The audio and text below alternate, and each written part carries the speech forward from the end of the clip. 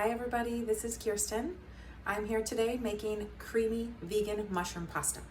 The other night, having a craving specifically for creamy vegan mushroom pasta, and I decided to throw this together with some things that I just had around the house. I have a lot of Trader Joe's ingredients, and so a lot of times I will cook primarily Trader Joe's recipes because I don't have a lot of time.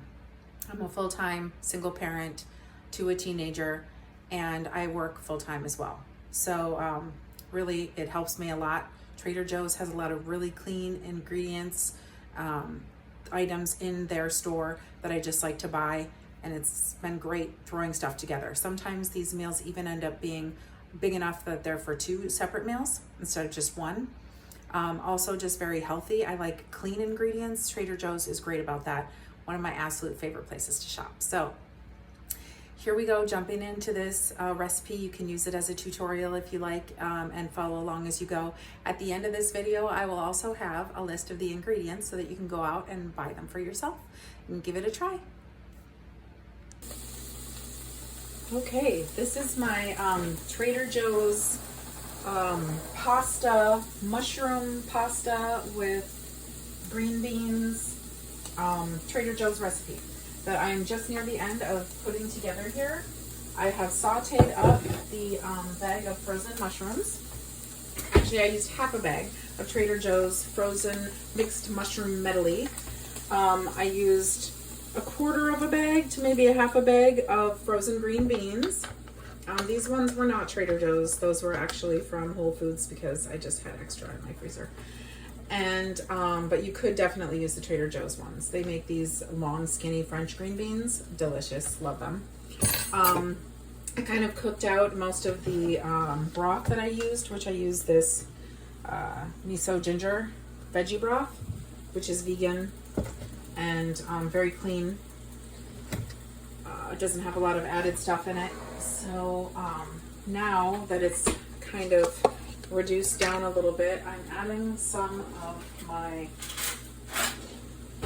Treeline cashew cheese, French style. This one's herb garlic. Honestly, I have a preference for the scallion myself, but my kiddo doesn't like onion, and so what I have left in the fridge is the one that they like, which is the herb garlic. It's still very good, just not my favorite.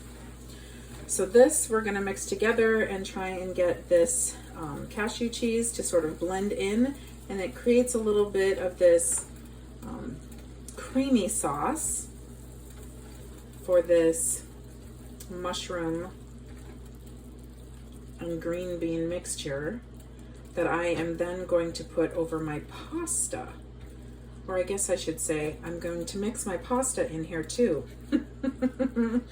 But because my pasta has been refrigerated now overnight and it's cold and stiff and in the fridge. Otherwise, you could certainly just pour it over your pasta. Mine's just not in the place to do that right now.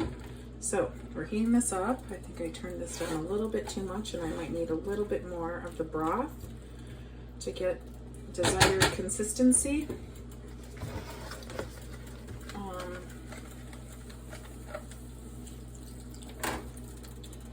And let's keep mixing, stirring that up. Yeah, that's melting in there pretty well. That creamy sauce, the creamy cheese, turning it into this creamy sauce. Oh, isn't that pretty? Beautiful, huh? That is all mixing together with these delicious veggies. I'm particularly a huge fan of mushrooms in general.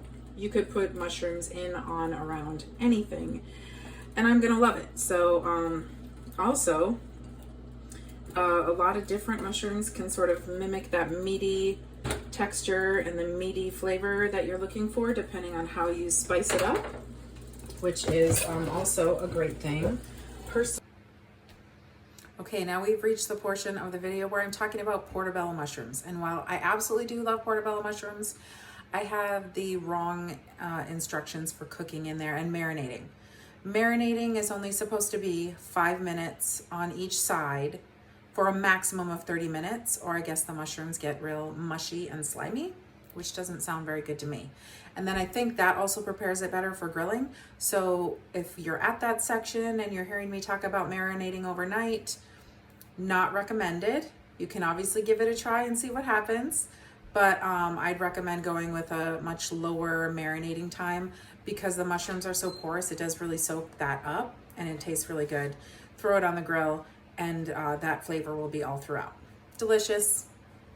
If you're ever doing summer grilling, my absolute favorite is portobello mushrooms. But the trick is two things. I recommend marinating at least for a few hours. You could also marinate overnight. Soy sauce and a little hoisin, or soy sauce and this, I think it's called Japanese barbecue sauce. A little bit of this and a little bit of soy sauce. Unbelievably good. So you want to marinate it first, and then you want to be sure that you grill it enough.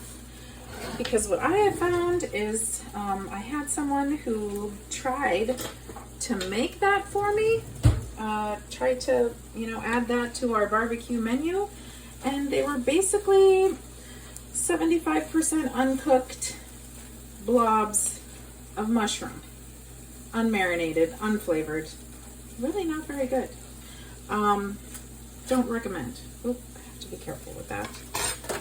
Okay, so normally the tongs that I use are in the dishwasher at the moment, and they're silicone, and I don't want to ruin my pan. So I'm trying to keep these away from here, these metal tongs, but still get my pasta mixed into this mixture, which I might have used a little bit too much pasta, but it'll be okay. I like to have a lot more veggies than I do pasta or grain of whatever kind. And not because I'm a low carb eater. I do believe that grains and carbs are very good for you, but just not too much and not your entire meal. Because really I'm trying to keep an eye on high fiber content in my food.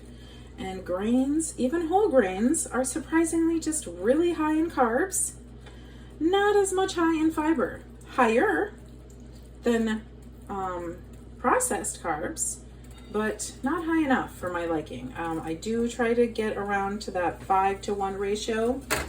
If you follow or are familiar with Dr. Greger, he is a plant-based doctor. He wrote the book How Not to Diet,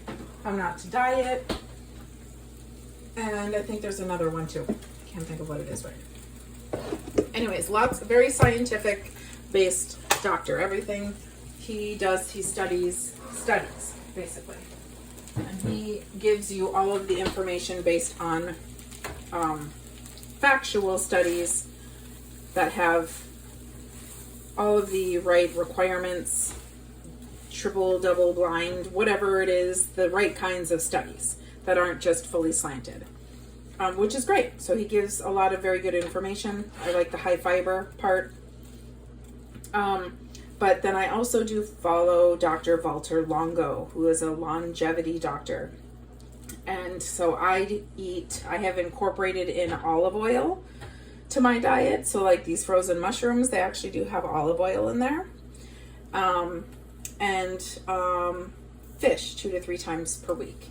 And I have found for myself, when I'm eating more of the high fiber, less of this super heavy carb based every single meal, and then I've added in more of these healthy fats that I'm getting from my fish and olive oil, my skin is better, my hair is better, it feels stronger, my skin is smoother, it's not so dry. It's just my preference. Obviously, these are things I figured out for myself after like years and years and years of following all different doctors, all different diets. Mostly I've been into the whole food plant-based arena for a very, very long time, and only recently opening myself up to a little bit more of Dr. Walter Longo's philosophy, which is primarily whole food plant-based, but also fish a few times a week and olive oil. So doing that seems like that helps me a lot. I'm starting to drop some weight, and I feel great. That's really the biggest indicator. I was not feeling great. I was not doing well for a very, very long time, and I had to figure out why. So I've been through this very long journey, years and years and years and years and years, and different things and reasons and other stresses that also exacerbated and sort of diluted then also the problem into figuring out what it was. Because just reducing stress alone has done crazy amounts of good for me, and I didn't know that, and I wasn't even thinking about it. But I also follow Mel Robbins. I listen to her podcast, and she had someone who was on there, one of her relatively recent podcasts, talking about women and fitness and diet, and the things that women specifically should be doing differently. And in there, they were talking about stress fat. And when you accumulate fat during stressful times around your abdominal area, it's particularly stubborn and hard to come off. And it sticks into that abdominal area is what tends to happen. And it's like, oh, wow. So when I started sort of really just trying to work on my overall, like my personal mindset and what I'm doing and the things that make me feel good so that I'm a less stressed human being, my belly is going down. I even noticed my chin, I'm losing weight, but I'm losing it in these specific type areas.